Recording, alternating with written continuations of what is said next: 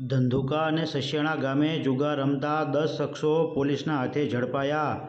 ધંધુકા શહેરની બાપા સીતારામ સોસાયટી પાછળ ખુલ્લી જગ્યામાં હાર જીતનો તીનપત્તીનો જુગાર રમી રહેલા યોગેશભાઈ મુકેશભાઈ ગોહેલ, મનસુખભાઈ કાનજીભાઈ ઠાકોર, અશ્વિનભાઈ ચંદુભાઈ કણઝરિયા, પરેશભાઈ બલાભાઈ ગલધરિયા, અમિતભાઈ શંકરભાઈ મકવાણાને પોલીસે જુગાર રમતા ઝડપી લીધા છે.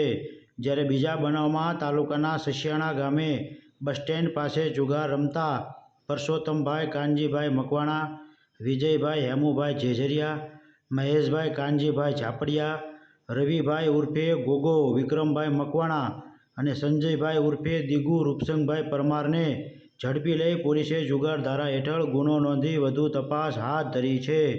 બ્યુરો રિપોર્ટ, આરપાર ન્યૂઝ, ધંધુકા.